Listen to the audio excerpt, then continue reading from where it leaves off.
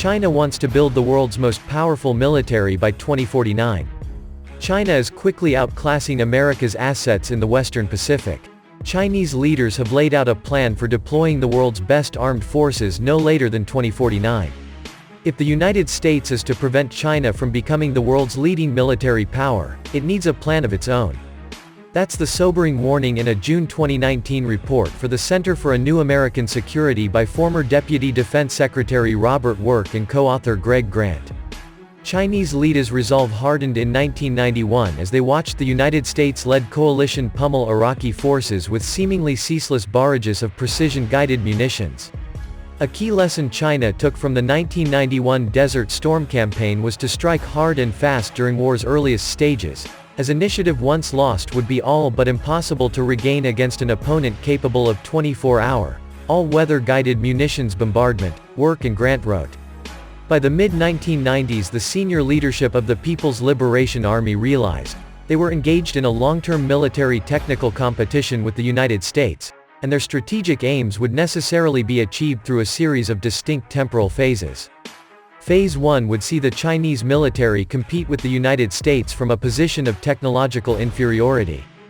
Chinese military writings in the late 1990s and early 2000s explored and emphasized ways to defeat a more technologically advanced adversary, until such time that their modernization efforts were able to narrow the advantages enjoyed by the United States military. In particular, the People's Liberation Army would have to accommodate some period of time in which it lacked deep and multi-directional strike capabilities, comparable to those of the United States military.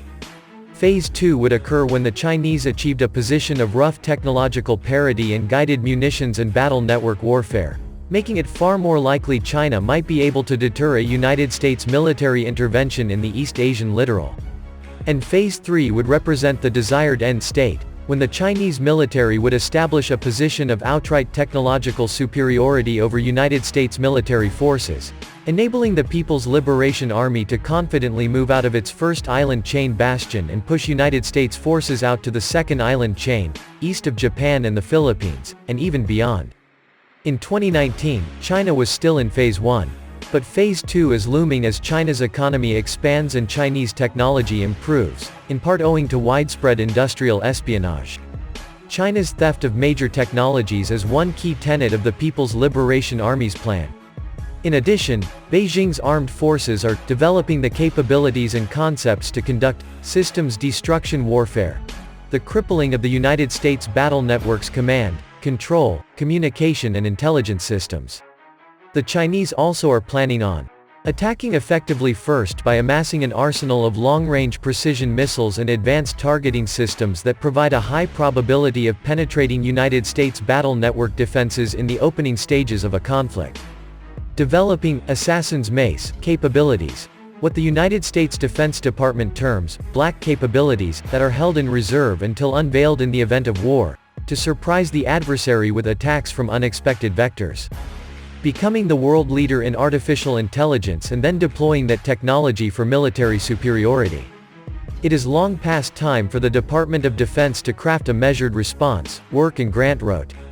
It must develop the operational concepts, systems and platforms to allow the joint force to prevail against concerted Chinese attempts to deconstruct and destroy United States operational battle networks. It must develop the operational concepts, systems and platforms to allow the United States joint force to fire first, effectively, and to ride out Chinese guided munitions salvos if it cannot. It must respond to the Chinese AI challenge and ensure it remains ahead in this critical technological competition. More broadly, China appears to be driving the military technical competition in critical areas such as quantum science, biotechnology, hypersonics and ballistic and cruise missiles. The joint force must compete more aggressively, and better yet, create new competitive technologies. If the Pentagon fails, by 2049 it could find itself on the defensive.